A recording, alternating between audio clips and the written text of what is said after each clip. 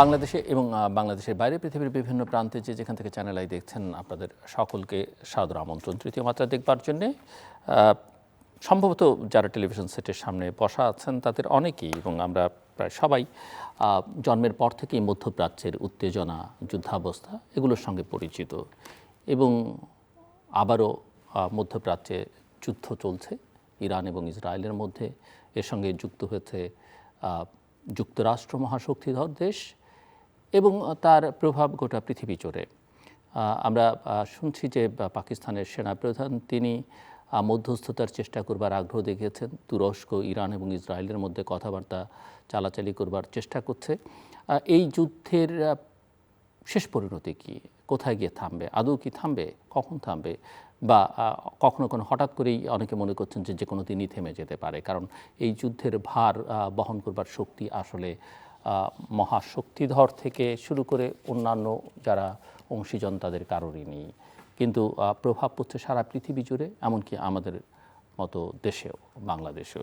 এই বিষয় নিয়ে কথা বলবার জন্য আমার সঙ্গে স্টুডিওতে রয়েছেন, আমার বায়ে বসা আছেন বাংলাদেশ এন্টারপ্রাইজ ইনস্টিটিউটের সভাপতি, প্রেসিডেন্ট এবং যুক্তরাষ্ট্রে বাংলাদেশের সাবেক রাষ্ট্রদূত অ্যাম্বাসাডার হুমায়ুন কবির। আমার বায়ে তিনি বসা, ডানের রয়েছেন সেন্টার ফর গভর্নেন্স স্টাডিজ সিজিএসের নির্বাহী পরিচালক এবং ইস্ট ওয়েস্ট ইউনিভার্সিটির অর্থনীতির শিক্ষক প্রফেসর করিম আব্বাসী। স্বাগত আপনাদের দুজনকে তৃতীয় মাত্রা। অ্যাম্বাসাডার হুমায়ুন কবির, আপনার কাছ থেকে বুঝতে চাই যে আপনি কোনো আশার বাণী শোনাতে পারবেন কিনা। আশা বলতে ধ্বংস তো যা আবার হয়েছে, কিন্তু একটা মোটামুটি স্বস্তি যদি কোনোভাবে পাওয়া যায় যুদ্ধ বিরতি বা যুদ্ধের সমাপ্তির মধ্য দিয়ে। ধন্যবাদ আপনাকে, ধন্যবাদ। আমি সতর্ক আশাবাদ তাই বলি, বাট এটা মনে রাখতে হবে যে ধরেন এই যুদ্ধে এটা কিন্তু একটা সিকুয়েল বলতে পারেন, বা মধ্যপ্রাচ্যে গত 2-3 দশক ধরে যে সংঘাত চলছে একটা পর্ব হিসেবে আমরা ধরতে পারি। তবে অন্যান্য পর্বের সাথে এই পর্বটার তফাৎটা হলো এই যে ইরান মার্কিন যুক্তরাষ্ট্রের মধ্যে কিন্তু প্রতিদ্বন্দ্বিতা সেই 1953 সাল থেকে এই ধারাবাহিকতায় যদি আমরা আসি, এবং সেটা তেলকে কেন্দ্র করেই 1953 সালে, তার আগে 51 সালে মোসাদ্দেক ইরানের প্রধানমন্ত্রী নির্বাচিত হয়েছিলেন গণতান্ত্রিকভাবে। তাকে মার্কিন যুক্তরাষ্ট্র এবং MI5 এবং CIA মিলে তাকে উৎখাত করে রেজা শাহ পাহলভিকে নিয়ে এসেছিল। সেই রাউন্ডে ওরা পাশ্চাত্য জগৎ জিতেছিল। তারপরে গিয়ে তার বিপরীতে যারা বিপক্ষ ছিল তারা তাদেরকে অর্গানাইজ করতে করতে এসে 1979 সালে তখন এই খামেনির নেতৃত্বে ইসলামী বিপ্লবটা হলো। অরিজিনালি কিন্তু এই বিপ্লবটা ইসলামী বিপ্লব ছিল না। শাহর বিরুদ্ধে যখন আন্দোলন হয় তখন কিন্তু তুদে পার্টি এবং খালাক বামপন্থী যারা ছিল তারাই কিন্তু আন্দোলনটা সূত্রপাত করে। কিন্তু চূড়ান্ত পর্যায়ে সাংগঠনিক কাঠামো যেহেতু খোমেনি বা ইসলামপন্থীদের ছিল, তারা সেটাকে শেষ পর্যন্ত নিজেদের আওতায় নিয়ে নেয়। এবং এরপর থেকে কিন্তু প্রথম আমার ধারণায় সাম্প্রতিককালে মার্কিন যুক্তরাষ্ট্রের প্রায় 22 কি 20 জন কূটনীতিককে 444 দিন ইরান আটকে রেখেছিল। এবং আমি এর পরপরই ওয়াশিংটনে কাজ করতে গেছি, তাদের 2-1 সাথে আমার দেখা হয়েছে। এবং মার্কিন যুক্তরাষ্ট্রের মধ্যে এই অপমানটাকে তারা জাতীয়ভাবে নিয়েছিল। এবং তারা কিন্তু প্রেসিডেন্ট ট্রাম্প কিন্তু ইরান আক্রমণের আগে বা পরে ওই সময়তে বলেছে 47 বছর ধরে তারা আমাদেরকে বিভিন্নভাবে মার্কিন যুক্তরাষ্ট্রের স্বার্থকে নেতিবাচকভাবে প্রভাবিত করেছে। তো এখন এই ইরান এবং মার্কিন যুক্তরাষ্ট্রের মধ্যে এই সংঘাত বহুকাল ধরে চলা, বিভিন্নভাবে সেটা প্রকাশিত হয়েছে। এবারেরটাতে আমার ধারণা খুব সক্রিয়ভাবে আমরা ইসরায়েলকে দেখতে পাচ্ছি, যেটা এর আগে ছিল না। অত ইসরায়েলের সে শক্তিও ছিল না। কিন্তু এবার যেটা হয়েছে যে প্রাইম মিনিস্টার নেতানিয়াহু গাজাতে যে একটা এক্সপেরিমেন্ট, নৃশংস এক্সপেরিমেন্ট তিনি করেছেন, এবং তার ফলে এটা একটা তার জন্য টেমপ্লেট। এবং আমার ধারণা উনি অনেক দিন ধরে চেষ্টা করছিলেন। জাতিসংঘে যখন আমি কাজ করি তখন আমি দেখেছি উনি জাতিসংঘ সাধারণ পরিষদে গিয়ে একটা বোর্ড দেখাতেন, এরকম বোর্ডের মধ্যে দেখাতেন নিউক্লিয়ার বোমটা কত দিন বাকি আছে ইরান এটা বানাতে, ওটা লাল কালি দিয়ে দাগ দিয়ে মানুষকে দেখাতেন। তো প্রাইম মিনিস্টার নেতানিয়াহু কিন্তু অনেক দিন ধরেই চেষ্টা করছেন ইরানের এই সম্ভাব্য পারমাণবিক প্রকল্পটাকে বা পারমাণবিক অস্ত্রের দিকে যাওয়ার যে কোনো প্রচেষ্টাকে নস্যাৎ করে দেওয়ার জন্যে তিনি নিজে চেষ্টা করেছেন, কিন্তু সেটা পারেননি কূটনৈতিকভাবে। 2015 সালে যখন ইরানের নিউক্লিয়ার ডিল হয় মার্কিন যুক্তরাষ্ট্রের সাথে, 6 রাষ্ট্রের সাথে, সেটাকেও তিনি চেষ্টা করেছেন, পারেননি। 18 সালে ট্রাম্পকে বুঝিয়েছেন যে এখানে থাকার দরকার নেই, বেরিয়ে যাও। ট্রাম্প বেরিয়ে গেছে মার্কিন যুক্তরাষ্ট্র, এবং তারপর থেকেই তিনি চেষ্টা করেছেন। এবার আমার ধারণা তিনি মার্কিন যুক্তরাষ্ট্রকে অন্তত রাজি করাতে পেরেছেন, আসো এবার আমরা দুজন মিলে ইরানের এই পারমাণবিক কর্মসূচিটাকে আমরা চূড়ান্তভাবে শেষ করে দিই। এবং সেই প্রত্যাশা, সেটাই কিন্তু শুরু এই আক্রমণের অন্যতম প্রধান বিষয়। এবং গতকালও কিন্তু প্রেসিডেন্ট ট্রাম্প যেটা বলেছেন, তিনি বলছেন in no way nuclear weapon for Iran. আর অর্থ হচ্ছে এটা কিন্তু এখনও তাদের কেন্দ্রীয় চিন্তার জায়গাটা হচ্ছে ইরান কোনোভাবেই যেন পারমাণবিক অস্ত্রধারী রাষ্ট্র না হতে পারে। ইরানিরা কিন্তু বলছে আমরা চাই না পারমাণবিক অস্ত্র তৈরি করতে, কিন্তু আমরা পারমাণবিক যে আমাদের যে ব্যবস্থাপনা আছে বা পারমাণবিক পারমাণবিক আমি বলবো যে এনার্জি বা নিউক্লিয়ার এনার্জিকে ইউজ করার জন্য এনপিটির আওতায় আমার যে অধিকার আছে সে অধিকারটা আমাকে দিতে হবে। সো এখানে কিন্তু একটা হচ্ছে কৌশলগত অবস্থান, একটা হচ্ছে অধিকারগত অবস্থান। এখন এটা নিয়ে চলছে, এবং এই যুদ্ধ আপনি যেটা বলছেন এখন যে জায়গায় এসে আছে, আমার ধারণা ইরানের জন্যে ভবিষ্যৎ কী হবে বলতে পারবো না, কিন্তু ইরান এই যুদ্ধটার একটা মোটামুটি সিদ্ধান্তমূলক জায়গায় আসবার আগে তারা যুদ্ধ থামাতে চাইবে না। মার্কিন যুক্তরাষ্ট্র চাচ্ছে যুদ্ধটাকে আপাতত বন্ধ করতে, ইসরায়েলও কিন্তু যুদ্ধ থামাতে চাচ্ছে। কুলিয়ে উঠতে পারছে না বলে না, কেন? অনেকগুলো বিষয় আছে। সেটা হচ্ছে ধরেন ইরানের শক্তিকে তারা আন্ডার এস্টিমেট করেছিল। তাদের ধারণা ছিল তারা যদি তাদের নেতৃস্থানীয় লোক যারা আছেন, সুপ্রিম লিডার থেকে শুরু করে, তাদেরকে যদি মেরে ফেলেন তাহলে সেখানে হয়তো রেজিম কলাপস করবে, গণ অভ্যুত্থানের মধ্যে দিয়ে সেখানে আরেকটা সরকার আসবে যেটা পাশ্চাত্যের। আবার অন্যদিকে মিত্রদের সমর্থনও পাচ্ছেন না। হ্যাঁ, সেটা মিত্রদের সমর্থন না হলেও মার্কিন স্থায়ী মিত্রদের, কারণ ওরা ইসরায়েল এবং মার্কিন যুক্তরাষ্ট্র যে পরিমাণ শক্তি রাখে ফিজিক্যাল কম্পোনেন্ট থেকে যদি দেখি, সেটা কিন্তু ইরানকে ধ্বংস করার জন্য কম শক্তিশালী নয়। এখানে মিত্রদের কথা আপনি যেটা বলবেন, সেই মিত্ররা আসলে হয়তো তাদের অক্সিলারি রোলে প্লে করবে, কিন্তু মূল দায়িত্বটা তারা সামরিক শক্তি। কিন্তু যেটা সমস্যা হয়ে গেছে সেটা হলো যে ইরানকে তারা যেভাবে দেখেছিলেন, ইরান তার চাইতে ভিন্ন প্রেক্ষাপটে বা ভিন্ন উপস্থিতি নিয়ে এখন এখানে সামনে এসছে। এখন সেটা অনিশ্চিত হচ্ছে যে যুদ্ধটা কতদিন হবে, এটা মার্কিন এবং ইসরায়েল দুপক্ষই বুঝতে পারছে না। আর সেকেন্ড হচ্ছে ইরান তার কৌশলগতভাবে তার জন্য যেটা সফট এরিয়া, সে ইকোনমিক পাওয়ারটাকে ব্যবহার করছে, তার জিওগ্রাফি আর ইকোনমিকে ব্যবহার করছে চমৎকারভাবে, এবং যেটা হরমুজ প্রণালীকে আটকে দিয়ে এখন সারা পৃথিবীর জন্যে 20% অয়েল যায় এখান থেকে। গালফের অন্যদিকে যে দেশগুলো আছে, সেটা আপনি ওইদিকে কুয়েত থেকে শুরু করে এইদিকে সৌদি আরব হয়ে যদি ইউএ পর্যন্ত আসেন, পুরো জায়গার তেল সাপ্লাই তো বন্ধ হয়ে যাচ্ছে।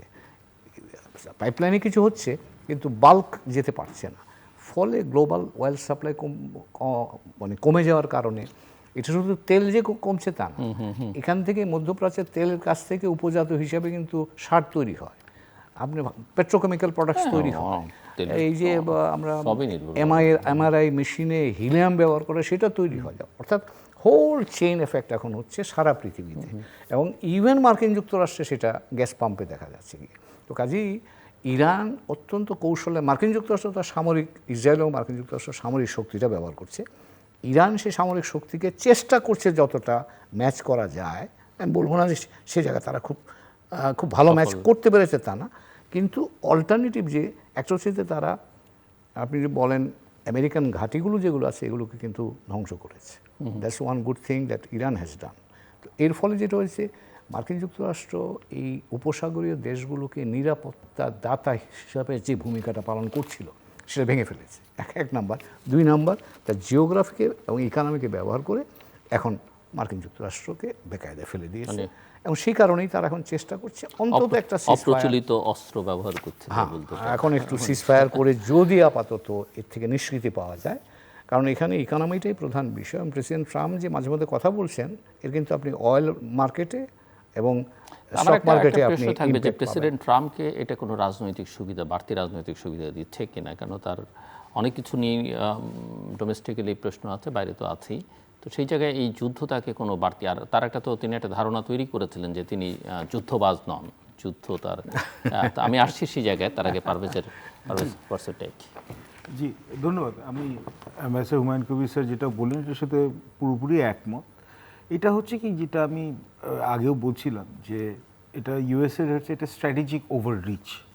কেন স্ট্র্যাটেজিক ওভাররিচ কেন? অবভিয়াসলি ইসরায়েলের লং টার্ম যেটা এখানে হচ্ছে, যেখানে প্ল্যান ছিল যে ওদের মধ্যপ্রাচ্যে ওদের যে ডমিনেশনটা করার জন্য, আধিপত্য বিস্তার রাখার জন্য ওদের একমাত্র অবস্টেকল ছিল বা বাধা ছিল হচ্ছে ইরান। কেননা আপনি দেখুন ইরাকের রেজিম পড়ে গেছে, সিরিয়ার রেজিম পড়ে গেছে, মাঝখানে লিবিয়ার রেজিম পড়ে গেছে। তো ওদের যে অ্যাক্সেস অফ ইভিল, যে ওদের ভাষায় যারা ছিল, যারা ওদেরকে আন্ডারমাইন করতে পারতো, ইসরায়েলের জন্য তিনটি হচ্ছে যে ওদের হচ্ছে মানে মানে প্রধান শত্রু ওখানে হচ্ছে বিতাড়িত হয়েছে। এখন একটি রেজিম আছে যারা হচ্ছে তাদের অফিসিয়াল আইডিওলজিতে ওরা যারা বলে হচ্ছে ইসরায়েলকে তাদের প্রতিপক্ষ ভাবে। এবং ওরা, আপনি নিশ্চয়ই জানেন যে ওখানকার আয়াতুল্লাহ রেজিমরা ওরা ওরা শুরুই করে, যেখানে ওদের যখন ওরা কোনো ফতোয়া দেয় বা কোনো ভাষণ দেয়, ওরা বলছে যে গ্রেট স্যাটান আর লিটল স্যাটান। বড় শয়তান হচ্ছে যুক্তরাষ্ট্র, ছোট শয়তান হচ্ছে আপনার ইসরায়েল। তো এবং ইসরায়েলকে ওরা হচ্ছে ধ্বংস করে জেরুজালেমের হচ্ছে আল-কুদস মস্ক, এটাকে হচ্ছে ওরা আবার ওখানে স্বাধীন করবে, এবং আল-কুদস ব্রিগেডও আছে এখানে এটার জন্য। তো ইসলামিক যে আয়াতুল্লাহদের রেজিমটা যে আছে বিলাইতে ফাঁকি, ওটার একটা কম্পোনেন্ট হচ্ছে কিন্তু হচ্ছে যে জেরুজালেমকে আবার পুনরুদ্ধার করবে। কতটুকু করেছে তা আমি বলবো যে এটা হয়তো সফল হয় নাই, কিন্তু এটা is very good public mileage. হালে এখন যেটা হয়েছে, ডোনাল্ড ট্রাম্পের যুক্তরাষ্ট্রের যেখানে আপনার প্রেসিডেন্ট ডোনাল্ড ট্রাম্পের যে আপনি লাস্ট 1-2 সপ্তাহের যেখানে বক্তব্য, it has had mixed messages. কেন? উনি বেশ কয়েকবারই কিন্তু উনি বলেছেন যে উনি কিন্তু দাবি করেছেন যে আমাদের মোটামুটি সব অবজেক্টিভ শেষ, আমরা যে কোনো সময় যুদ্ধে আমরা হচ্ছে যে আমরা এখানে বিরতি ঘোষণা করব, বিজয় ঘোষণা করব। যখনই উনি ঘোষণা দিয়েছেন যুদ্ধ প্রায় শেষ হয়ে আসছে, তখনই দেখেছি হচ্ছে ইরান হচ্ছে কাউন্টার অ্যাটাকটা বাড়িয়ে দিয়েছে। এবং যেটা ইরান খুব সুচারুভাবে করতে পারে, কারণ ইরান তো এটা তো বলে লাভ নেই, যুক্তরাষ্ট্র হচ্ছে একমাত্র হাইপার পাওয়ার। তো ওদের সাথে আপনি কনভেনশনাল ওয়েপেন্সে আপনি কিন্তু কম্পিটিশনে পারবেন না। তো ওরা যেটা করেছে হচ্ছে লিমিটেড এক্সপেন্সে, যেমন শাহেদ ড্রোনস যেগুলো আছে, বা এখানে যেই সি ড্রোনসগুলো আছে, সেই মাইনিং ড্রোনসগুলো আছে, ওগুলো দিয়ে হচ্ছে ওরা হচ্ছে জাহাজ এবং হচ্ছে ইনস্টলেশনসগুলো হচ্ছে যুক্তরাষ্ট্রের সব জায়গায় এখানে টার্গেট করেছে। এবং আস্তে আস্তে এটা মিলিটারি ইনস্টলেশনস আগে টার্গেট করেছিল পুরো গালফ দেশগুলোতে, প্রায় 9টা দেশের মতো। ইসরায়েল তো আছেই, Saudi Arabia, Kuwait, Qatar, United Arab Emirates, Bahrain, Oman, এবং তারপর দেখো সাইপ্রাসেও চলে গেছে, ইরাকের এখানে ওরা আক্রমণ করেছে, টার্কিতেও চলে গেছে, এবং আজারবাইজানেও গেছে। তো এর সাথে সাথে এটা এস্টিমেট করা হচ্ছে ওই বেসগুলোতে $800 মিলিয়ন ওরা হচ্ছে ড্যামেজ করেছে। এছাড়া যেটা করেছে, এখন ওরা হচ্ছে they have taken the aggression to the next লেভেলটা কি, ওরা হচ্ছে যে ওদের যে এয়ারপোর্টস, তারপর এখানে যেখানে হচ্ছে বিদেশিরা যেখানে স্ট্র্যাটেজিক এখানে জায়গাগুলো আছে, যেখানে হচ্ছে আপনার এক্সপার্টরা থাকে, দুবাই বা হচ্ছে আপনার মানামাতে, এইসব জায়গায় এখানে কিন্তু টার্গেট করেছে। এবং সবচেয়ে যেটা বলবো যে এটা হচ্ছে গালফ স্টেটসের জন্য সবচেয়ে আমি বলবো যে চিন্তার বিষয়, ওরা বহু টাকা খরচ করে ডিস্যালিনেশন প্ল্যান্টগুলো করেছে, যেখানে সাগরের পানিগুলোকে ওরা হচ্ছে লবণমুক্ত করে, ওগুলোকে ওরা টার্গেট করেছে। এবং অফকোর্স এই হরমুজ প্রণালী বন্ধ করাতে বা অনেকটা পুরোপুরি বন্ধ না করাতেও ওরা অল্প খরচে কিন্তু হচ্ছে ওরা কিন্তু যেটা করেছে যে ইরানিয়ান যেখানে ভেসেল বাদে সবগুলোকে ওরা হচ্ছে টার্গেট করছে। আপনাকে সবগুলোকে টার্গেট করতে হবে না, কিন্তু একটা জাহাজকে টার্গেট করলে বাকি সব জাহাজগুলো কিন্তু এমনিতে ওদের যাতায়াত বন্ধ করে দিবে। তো এই যে এখন আইইএ এর প্রেসিডেন্ট বলছে this is the worst energy crisis in modern Times, মানে 1973 সালে বা 1979 সালে, স্যার মনে রাখবেন, আপনারও মনে থাকবে যে ইয়ম কিপুর ওয়ারের পর বা হচ্ছে যে আপনার ইরানে যে ইসলামিক রেভলিউশন শুরু হলো, ওর সময় যে এনার্জি শকটা হচ্ছে তার চেয়ে হচ্ছে আরও হচ্ছে যে আরও বেশি ভয়াবহ এখানে শক হয়েছে। কিন্তু এবং আরও খারাপ অবস্থা হয়েছে যে মধ্যপ্রাচ্যের দেশগুলোতে ওদের সিভিলিয়ান ক্যাজুয়ালিটি হয়েছে। বাহরাইন বা ইউএই এইসব দেশগুলো যেটা হচ্ছে যে আপনার এখানে হচ্ছে যে এই ট্যুরিজমের উপর ডিপেন্ডেন্ট ছিল, বা হচ্ছে সেফ একটা ইনভেস্টমেন্ট হেভেন হিসাবে ওরা নিজেকে প্রজেক্ট করতে চাইতো, বা কাতার, এটা কিন্তু পুরোপুরি এফেক্টেড হয়েছে। আপনার দেখা যাচ্ছে যে বাহরাইন, ওমান এবং হচ্ছে কুয়েতের মতো দেশগুলোতে ওদের জিডিপি হচ্ছে 10% মতো কমে যেতে পারে 1 বছরের মধ্যে। আপনার সৌদি আরবিয়াতে কমতে পারে 5%, ইউইতে হচ্ছে 5 থেকে 8%। তো এইগুলো হচ্ছে যুক্তরাষ্ট্রের হচ্ছে খাস গালফ অ্যালাইজ, তারা কিন্তু হচ্ছে যে যুক্তরাষ্ট্র অত্যন্ত হচ্ছে যে বলবো ক্ষুব্ধ, কিন্তু এখন তো যুক্তরাষ্ট্রের সিকিউরিটি কভারে আছে। এখন যেটা সমস্যা, এখন এই সমস্যা থেকে সমাধানটা কি হচ্ছে, ইরানের জন্য যদি ওরা এই রেজিমটা টিকে যায়, ওরা কিন্তু ওদের জন্য এটা হচ্ছে ভিক্টরি। কেন ট্রাম্প যেটা বলেছিল রেজিমটা পুরোপুরি হচ্ছে কোল্যাপস করাবে, সেটা কিন্তু এখনো সাধিত হয় না। কেন? ইরানের ডিসেন্ট্রালাইজ একটা রেজিম আছে। তো আপনার এখানে আয়াতুল্লাহদের এখানে কাউন্সিল অফ এক্সপার্টস আছে 88 জনের, তারপর ওদের একটা মজলিস আছে বা পার্লামেন্ট আছে যেখানে সিলেকশন হয়, এবং IRGC আছে, ইসলামিক রেভলিউশনারি গার্ড কোড আছে, বাসিজ মিলিশিয়া এখানে আছে, এবং আপনার এক একটা এখানে হচ্ছে লেয়ার যদি রিপ্লেস হয়ে যায়, পরের লেয়ারটা চলে আসে। এবং সমস্যা হচ্ছে ডিসেন্ট্রালাইজ লিডারশিপ হওয়াতে যে কী হয়েছে, প্রত্যেকে তখন নিজস্ব ইনিশিয়েটিভ কিন্তু আক্রমণ করছে, তার জন্য ওদের উপর কোনো কন্ট্রোল নাই। ওরা যখন নাথানজে, যখন যুক্তরাষ্ট্র ইসরায়েল যখন নাথানজে যে আপনার নিউক্লিয়ার প্ল্যান্টের উপর বোমিং করলো, তো ডেমোনাতে যে ইসরায়েলের যেখানে নিউক্লিয়ার প্ল্যান্ট, তার উপর ইরান পাল্টাপাল্টি আক্রমণ করলো, টিট ফর ট্যাট। এবং এখন হচ্ছে ইরান এক্স্যাক্টলি নর্থ কোরিয়ার মতো এখন আচরণ করছে, যে ম্যাডম্যানের মতো আচরণ করছে, যাতে ডেটারেন্সটা বাড়াতে পারে। এবং ডোনাল্ড ট্রাম্পের জন্য আরও সমস্যা হয়েছে কি, এই 2-3 দিন আগে ওদের ন্যাশনাল কাউন্টার টেরোরিজমের যে ডিরেক্টর জো কেন, উনি কিন্তু publicly, and he is a middle east এখানে ওয়ার ভেটারান, ওনার ওয়াইফ কিন্তু যুদ্ধে নিহত হয়েছেন মিডল ইস্টে, এবং ডোনাল্ড ট্রাম্পের খুব ফার্ম সাপোর্টার ছিলেন 2016 থেকে। উনি কিন্তু পাবলিকলি রিজাইন করেছেন, এবং উনি ওনার চিঠিটা যেটা মিডিয়াতে উনি শেয়ার করেছেন, উনি বলেছেন যে এখন যুক্তরাষ্ট্রের পাবলিক ফরেন পলিসি পুরোপুরি হচ্ছে হকিশ ইসরায়েলি পলিটিশিয়ানস দ্বারা হাইজ্যাক্ট হয়ে গেছে। এটা কিন্তু ডোনাল্ড ট্রাম্পের মধ্যে কিন্তু এখানে একটা হিয়েছে বিগ ব্লো, এবং তার মাগা যে সাপোর্টাররা আছে, মানে শ্বেতাঙ্গ যারা হচ্ছে সুপ্রিমিস্ট থেকে বলবো, হোয়াইট সুপ্রিমিস্ট, তো এদের মধ্যেও কিন্তু হচ্ছে এখন এই যুদ্ধের ব্যাপারে ওদের কিন্তু হচ্ছে অত্যন্ত বলে অস্বস্তি বাড়ছে। নট বিকজ যে আপনার নৈতিকতার জন্য নতুন করে এখানে, কেন হচ্ছে আপনার গ্যাসোলিনের পাম্প, এখানে গ্যাসোলিনের যে এখানে পাম্পের দাম যথেষ্ট বেড়ে গেছে, এবং সেমিকন্ডাক্টর বলেন, কপার ওয়্যার বলেন, সবগুলোতে কিন্তু এখানে সমস্যা হচ্ছে। বা আরেক ধারে আপনি দেখেন সব কিছু প্রোজ অ্যান্ড কনস আছে। US অয়েল কোম্পানিগুলো কিন্তু $63 বিলিয়ন কিন্তু এককালীন লাভ বা উইনফল গেইন করে ফেলেছে, এবং ওর মিলিটারি ইন্ডাস্ট্রিয়াল কমপ্লেক্সে যেগুলো আছে, এই যে এতগুলো ইন্টারসেপ্টর মিসাইলসগুলো ধ্বংস হয়ে যাচ্ছে, আবার তো গালফ স্টেটসগুলো আবার ওদের কাছে আবার কিনতে হবে। কিন্তু ডোনাল্ড ট্রাম্পের সামনে কিন্তু মিড টার্ম নির্বাচন আছে, এবং রিপাবলিকানদের উপর কিন্তু প্রচণ্ড এখানে চাপ হচ্ছে যে এই নির্বাচনের আগে এই যুদ্ধটা যাতে আর দীর্ঘস্থায়ী না করতে পারে। কিন্তু পরের বার আপনি সুযোগ দিলে বলবেন, এই যুদ্ধের যদি আজকেও যদি বন্ধ হয়, হওয়ার সম্ভাবনা নাই, কিন্তু আজকেও যদি বন্ধ হয়, এটা কিন্তু প্রভাবটা যেটা হবে বা কুপ্রভাবটা আমাদের অর্থনীতির উপর অলরেডি পড়ে গেছে। সেটা আমি আপনার কাছ থেকে পরে শুনতে আসছি। বা অ্যাম্বাসাডর হুমায়ুন কবির, প্রশ্নটা আপনার কাছে ছিল যে অভ্যন্তরীণভাবে কী লাভ হচ্ছে যুক্তরাষ্ট্রের বা ট্রাম্পের, আমি যদি তার রাজনীতির কথা বলি, তার পার্টি পলিটিক্সের কথা বলি, এবং যেটা তিনি একসময় ধারণা দেবার চেষ্টা করেছেন যে তিনি একমাত্র প্রেসিডেন্ট যিনি যুদ্ধ ভাবের মধ্যে নাই কখনো, বাট একটা বড় যুদ্ধে এবং গোটা পৃথিবীকে অস্থির করে তুললেন এই যুদ্ধের মধ্য দিয়ে। বেশি তো দরকার নাই আমার ধারণা। উনি এই যে যুদ্ধে এবার এসছেন, সেটা আমার কাছে মনে হয় কৌশলগতভাবে সুয়েজ 1956-এ ব্রিটেনকে যেমন কাবু করে দিয়েছিল, এবং তারপর ব্রিটিশ সাম্রাজ্য যেটা 200 বছর ধরে সারা পৃথিবীকে ডমিনেট করেছে, তার কিন্তু মৃত্যু ঘণ্টাটা বেজেছিল। আমার কাছে কেন জানি মনে হয় যে এবারের এই ইরান যুদ্ধটা মার্কিন যুক্তরাষ্ট্রের জন্যে, যেটা পারভেজ আব্বাসি বললেন যে ওভাররিচ, এখন এটা কাউন্টার প্রোডাক্টিভ হবে। কেন হবে সেটা, এক নম্বর হচ্ছে যে আপনি লক্ষ্য করবেন 2003 সালে যখন ইরাক এবং আফগানিস্তানে মার্কিন যুক্তরাষ্ট্র আক্রমণ করে, তারপরে এই $6 ট্রিলিয়ন খরচ করার ফলে 2007-08 সালে তাদের ডিপ্রেশন ওর ইকোনমিক যেটাকে বলা হয় আপনার ডাউনটার্নটা এসেছিল। এখন এই যে ধরেন ইতিমধ্যেই কিন্তু গত কদিন হলো, 22, আজকে হলো 25 তারিখ, 26 দিন ধরে যুদ্ধটা চলছে।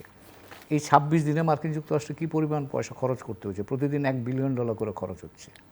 তো কাজেই আপনার এই যে খরচটা হচ্ছে, এই খরচটা প্রতিক্রিয়া কিন্তু বাজারে গিয়ে পড়বে।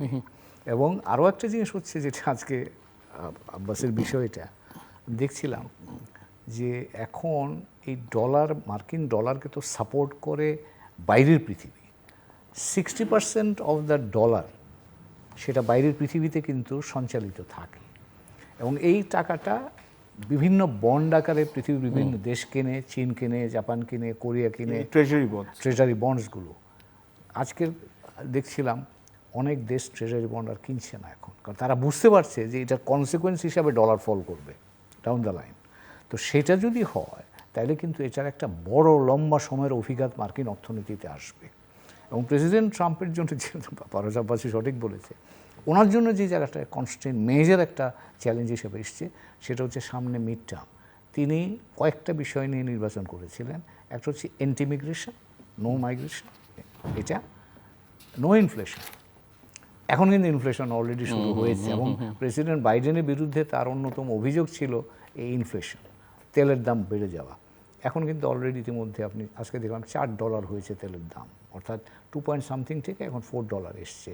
জিনিসপত্রের দাম বেড়ে যাচ্ছে, বিকজ তেলের দাম বাড়া মানেই সব কিছুর উপর আপনি মাল্টিপ্লায়ার একটা এফেক্ট আপনি পাবেন। তো প্রেসিডেন্ট ট্রাম্পের জন্য যেটা সবচেয়ে চিন্তার কারণ, আমার ধারণা তারা নিশ্চয়ই ভাবছেন বিষয়টা, সেটা হচ্ছে যে তার রাজনৈতিক ব্যবস্থাপনা, তার নিজের ভবিষ্যৎ রাজনীতির উপর বড় ধরনের একটা আঘাত আসবে।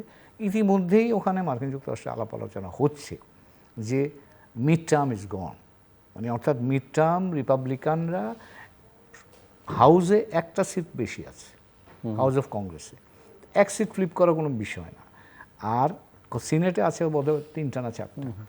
কাজে এই সিটগুলো 50% হলে ফ্লিপ হয়ে যাবে। তো অনেকেই বলা বলি করছেন মার্কিন যুক্তরাষ্ট্র ইতিমধ্যেই যে মিড টার্ম প্রেসিডেন্ট ট্রাম্পের জন্য এই যুদ্ধের কারণে he has lost the mid term already, he means Republican party.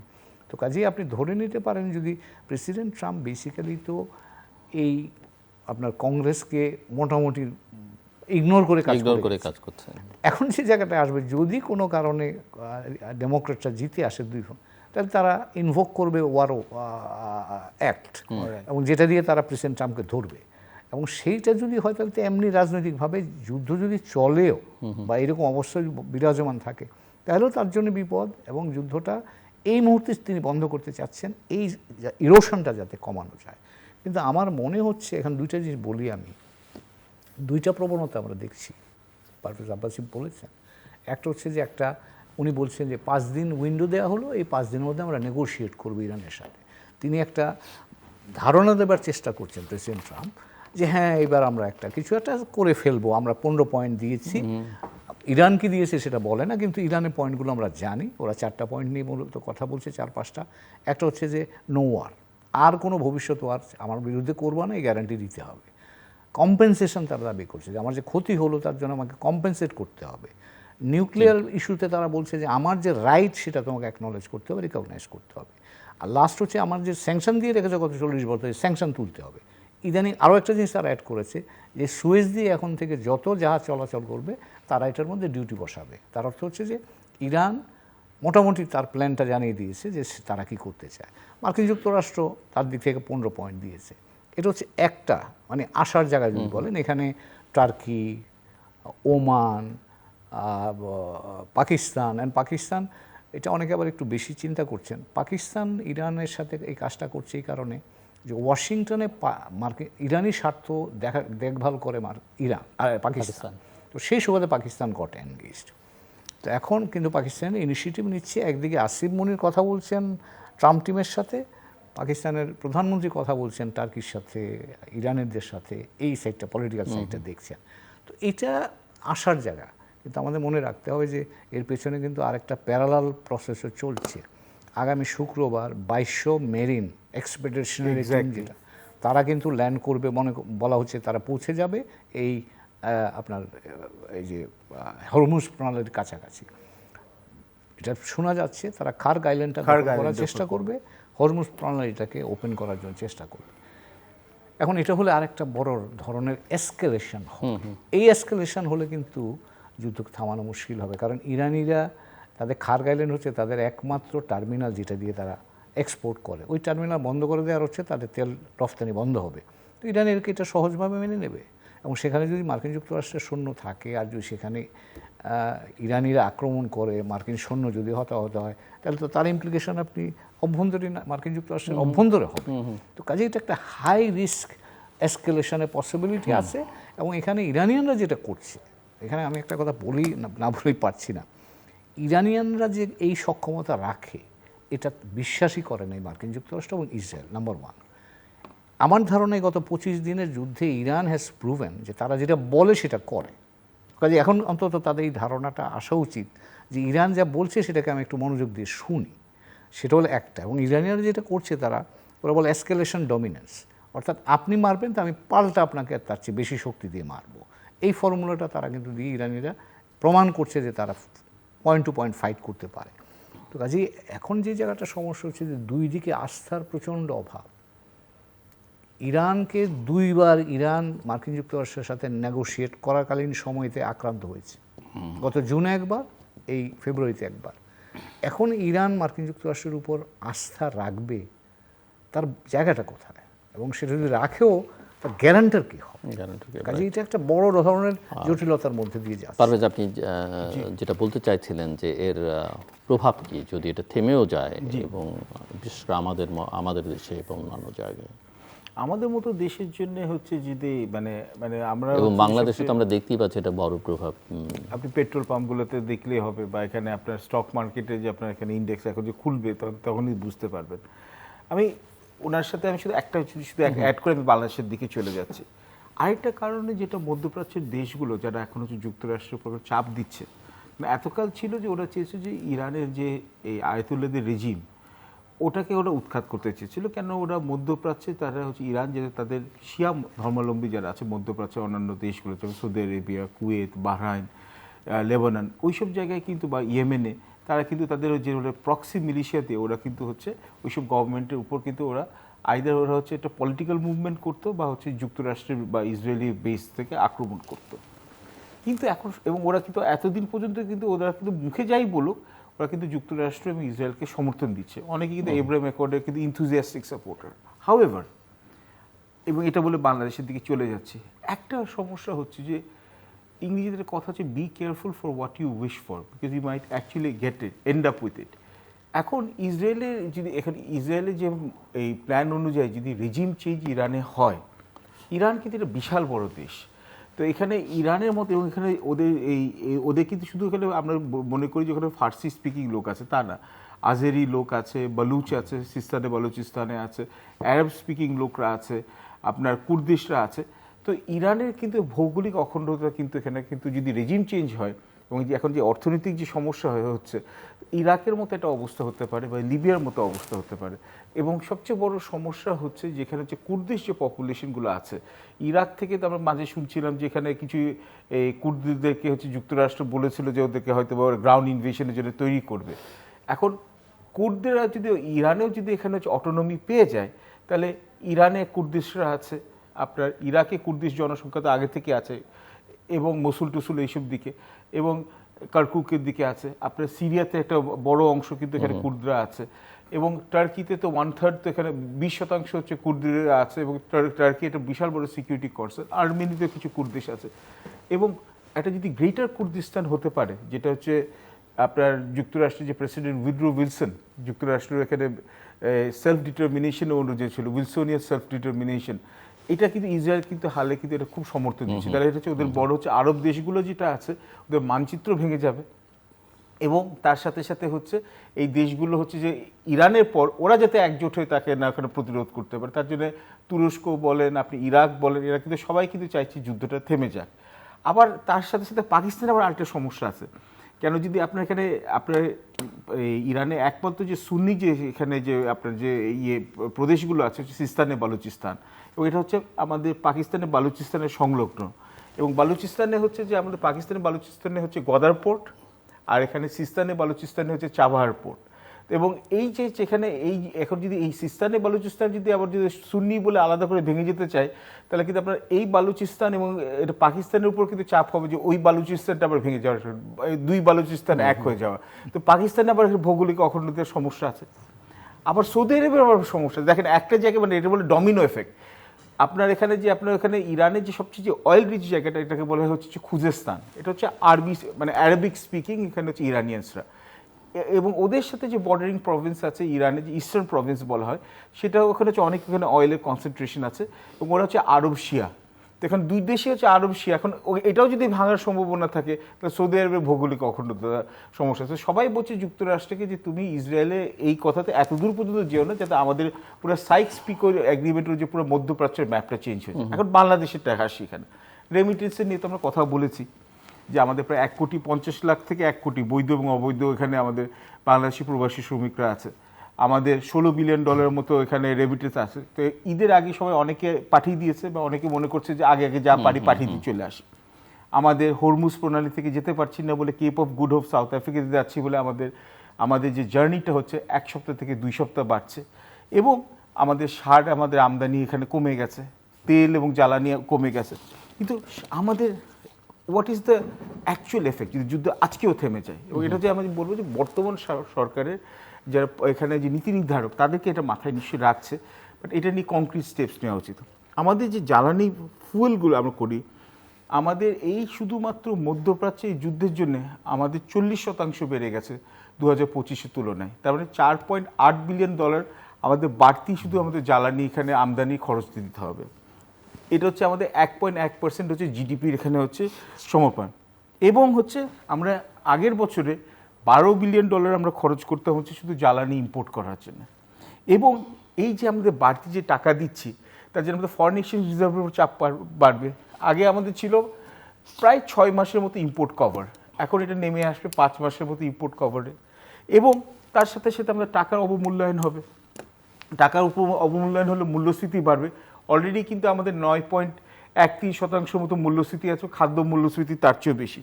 মূল্যস্ফীতি থাকাতে হলে আপনার হচ্ছে আবার হচ্ছে যে আপনার সুদের হার বাড়াতে হবে কেন্দ্রীয় ব্যাংকে।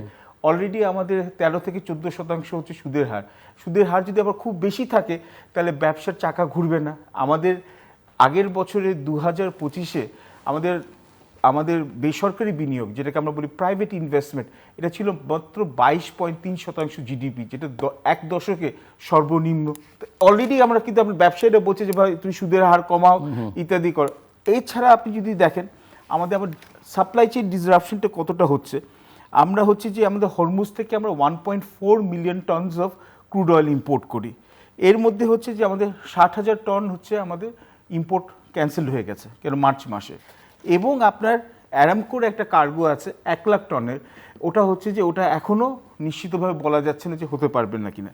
60টার মধ্যে 6টা এলএনজি যে আমরা আমদানি করছি এখানে জাহাজে, ওটা এখনও হচ্ছে ডিসরাপ্টেড। সো এবং আমাদের প্রবলেমটা হচ্ছে কি দেখুন, সৌদি আরব এবং ইউএই থেকে আমরা আমাদের প্রায় 95% হচ্ছে ক্রুড অয়েল আমদানি করি। কাতার এবং হচ্ছে বাহরাইন থেকে আমরা করি প্রায় আমাদের 90%-এর উপরে আমরা এলএনজি আমদানি করি, সবই সেই হরমুজ প্রণালী দিয়ে। এবং আমরা যে হচ্ছে রিনিউয়েবল ফুয়েল যে আমরা যেখানে বাড়াবো বা রিনিউয়েবল এনার্জি বাড়াবো সেটা মাত্র 2% আছে। সো বাংলাদেশের সব দিক দিয়ে মানে সমস্যা এখানে হচ্ছে এখানে ঘিরে ধরেছে। এবং তার সাথে সাথে হচ্ছে এখন আপনার ফ্যাক্টরিগুলোতে আপনার হচ্ছে ঘন্টায় প্রত্যেক দিন হচ্ছে 5 ঘন্টার মতো পাওয়ার শর্টেজ হয়। ডিজেল পাচ্ছেন না কেন? আপনার ডিজেলের জন্য তো আপনার আমদানি করতে হচ্ছে। তো সবগুলোতে চাপ যদি আপনার একসাথে হয়, এবং আমাদের 23টা হচ্ছে যে আমাদের এলজি এখানে আমাদের এখানে পাওয়ার প্ল্যান্ট হচ্ছে এখানে অলরেডি ইন অপারেশনাল, কেননা হচ্ছে পাওয়ার ক্রাইসিসের জন্য। জি, আমরা শেষের দিকে। So ambassador Humayun Kabir, just closing remarks 2-3 minute সময় আপনার জন্য। আমি যেটা বলছিলাম প্রথমেই, সতর্ক আশাবাদের জায়গাটা হচ্ছে আমি আশা করি গুড সেন্স উইল প্রিভেইল। সেটা যদি হয় তাহলে একটা সিজফায়ার ফ্রেমওয়ার্ক, সেটা 5 দিন হতে পারে, 3 দিন হতে পারে, 7 দিন হতে পারে, 1 মাস হতে পারে, তো সেটা জরুরি দরকার যাতে করে এই ধ্বংসযজ্ঞটা বন্ধ হয় এই মুহূর্তে। এটা গেল একটা বিষয়। এবং এখানে কূটনৈতিক উদ্যোগ আছে। আমার ধারণা চীন, রাশিয়ার মতো দেশগুলো এই কূটনৈতিক উদ্যোগকে সমর্থন দেবে, কারণ তারাও ক্ষতিগ্রস্ত হতে। চীনারা তাদেরও বড় একটা অংশ তেল ওখান দিয়ে যাতায়াত করে। তো এবং রাশিয়ার জন্য তার সীমান্ত আছে ইরানের সাথে, কাজে সেখানেও তার ইস্যু আছে। কিন্তু মুশকিল হচ্ছে কি, যদি এখন এটাও মার্কিন যুক্তরাষ্ট্রের ভিতরে আলোচনায় আছে, যদি তারা এসকেলেট করে মার্কিন যুক্তরাষ্ট্র, খার্গ আইল্যান্ড দখল করা, জোর করে হরমুজ প্রণালী খুলে রাখা বা খুলতে যাওয়া, এটা করলে কিন্তু আরেকটা দিকে বিপদ আছে আমাদের জন্য। সেটা হচ্ছে হুতিরা কিন্তু ওখানে বসে আছে বারবেল মানদেব বলে একটা জায়গা, ওই আরেকটা এরকম হরমুজ প্রণালীর মতো, যেটা হচ্ছে লোহিত সাগর যেটাকে আমরা রেড সি বলি, ওইটা ওখানে কিন্তু তারা অ্যাক্টিভ করে দিতে পারে ইরানিরা। এবং সেটা যদি হয় তাহলে ধরে নেন এই দিক থেকে ওই দিকে যাওয়ার রাস্তা দুটোই বন্ধ হয়ে যাবে। তো দ্যাট উইল প্রেসিপিটেড ক্রাইসিস। তো আমি আশা করি যে যারা সিদ্ধান্ত নিচ্ছেন, ইসরায়েল এবং মার্কিন যুক্তরাষ্ট্র বা অন্যান্য যারা এর সাথে যুক্ত, এমনকি যারা গালফ স্টেটসগুলো আছে, তারা সকলেই এই গভীরভাবে চিন্তা করবেন যে এটা যদি দীর্ঘায়িত হয়, it might land up in a global crisis, এবং তখন কিন্তু আর এটা ম্যানেজেবল জায়গায় থাকবে না। তো কাজেই গুড সেন্স আসুক, এটাই প্রত্যাশা করি। জি, ওভারঅল আমি যথার্থই বলবো যে খার্গ আইল্যান্ডে আমার মনে হচ্ছে কি ডোনাল্ড ট্রাম্প আবার is a very vein man, মানে তার অহমিকা ভর্তি আছে। সে কিন্তু চাইছে যে ইরান ওকে রিকোয়েস্ট করুক, হাতে পায়ে ধরুক, যে তাহলে হচ্ছে বলে যে I solve the Iran crisis, the Iranian people actually appeal for help. মানে কিন্তু তার প্রবলেম হচ্ছে ইরানিয়ানরাও হচ্ছে নেতৃত্ব, তারাও গো ধরেছে হচ্ছে যে তারা হচ্ছে ডোনাল্ড ট্রাম্পকে ওরা বলছে যে আমরা কোনো মতেই ওরা দেখাবো না যে ওর কাছে দুর্বলতা, যে কেননা এই সরকার যদি এখন ডোনাল্ড ট্রাম্পের সাথে দুর্বলতা দেখায় তাহলে ওদের জনগণের ওকে উৎখাত করে ফেলে দেবে। যে 2 মাস আগে যেখানে ওদের এখানে সরকার বিরোধী বিপ্লব হয়েছিল, ধারণা করা যাচ্ছে যে ওদের যে স্পিকার যিনি আছেন এখন ইরানের স্পিকার, সে হচ্ছে যে এখন হচ্ছে গালিবাফ বলে একজন ভদ্রলোক আছেন, মোহাম্মদ বাগের গালিবাফ। তো ওনাকে এখন ধরা হচ্ছে যে ওনার সাথে নেগোসিয়েশনগুলো চলছে ইউরোপিয়ান এবং অন্যান্য এবং যুক্তরাষ্ট্রের মধ্যে নাকি এক ধরনের একটা পক্ষপাতিত্ব আছে, যে নতুন একটা একটু পুরাপুরি যদি আইআরজিসি রিজিমটা নাও চেঞ্জ করা যায়, কিছু চেঞ্জ করে কিছু প্রো ওয়েস্টার্ন লোকদেরকে নিয়ে এই রিজিমটা কন্টিনিউ করার জন্য। কিন্তু ইরানিয়ানরা এখন দেখাতে চাচ্ছে যে মধ্যপ্রাচ্যের এখানে হচ্ছে রাজনীতিতে তারা হচ্ছে একটা ফ্যাক্টর, এবং যুক্তরাষ্ট্রের যতটা পারে ইমেজটা ওরা ধ্বংস করতে যাচ্ছে। এবং এর মধ্যে মনে হয় চীন এবং রাশিয়ার কিন্তু এক ধরনের প্রত্যক্ষ না হলেও পরোক্ষ মদত আছে।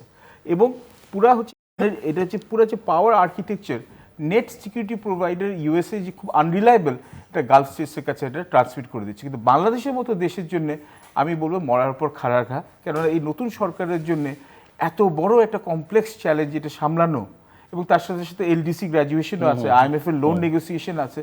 আমার মনে হয় যে আমাদের দেশে এটা অত্যন্ত গুরুত্ব দিয়ে আমাদের প্রপার এখানে একটা ক্রাইসিস রেসপন্স একটা টিম করা উচিত, এবং হচ্ছে যে আমাদের এখন ইমার্জেন্সি ইকোনমিক ইমার্জেন্সিতে যাওয়া উচিত, নাহলে সামনে আমাদের আরও অনেক খারাপ দিন আসার সম্ভাবনা আছে। ফিলিপিন্স তো অলরেডি ইমার্জেন্সি ডিক্লেয়ার করেছে। জি, অনেক ধন্যবাদ প্রফেসর করিম আব্বাসী এবং আম্বাসাদর রহমান কবির। দর্শক, কথা হচ্ছিল ইরান ইসরায়েল যুদ্ধ নিয়ে, এবং সংকট আমরা সবাই সেটা অতি সাধারণ মানুষ এখন উপলব্ধি করতে পারছে। এনার্জি ক্রাইসিস এবং তার সূত্র ধরে সকল জায়গায় একটা বড় সংকট আছে, এবং যুদ্ধের একটা বড় কারণ হিসেবে ওনারা চিহ্নিত করেছেন যেখানে আস্থার একটা বড় সংকট, বিশেষ করে যুক্তরাষ্ট্র এবং ইরানের মধ্যে যে আস্থার সংকট, সেটা একটা বড় কারণ। এবং গ্লোবাল অয়েল সাপ্লাই এবং পুরো সাপ্লাই চেনই আসলে এক ধরনের বড় ডিসরাপশন হয়েছে। সো আমরা ইতিমধ্যেই এর ভুক্তভোগী। সংকট তীব্র থেকে তীব্রতর হতে শুরু করেছে, এবং এটা আগামী দিনগুলো বাড়বে, যে কারণে ওনারা একটা ক্রাইসিস রেসপন্স টিম করবার কথা বলেছেন, এবং আমাদের যে ইকোনমিক ক্রাইসিস সেটাকে কীভাবে ম্যানেজ করা হবে সেটার উপরে জোর দেবার জন্য নীতি নির্ধারকদের কাছে অনুরোধ করেছেন। আমাদের সঙ্গে থাকবার জন্য অসংখ্য ধন্যবাদ। আপনাদের সবার জন্য শুভকামনা।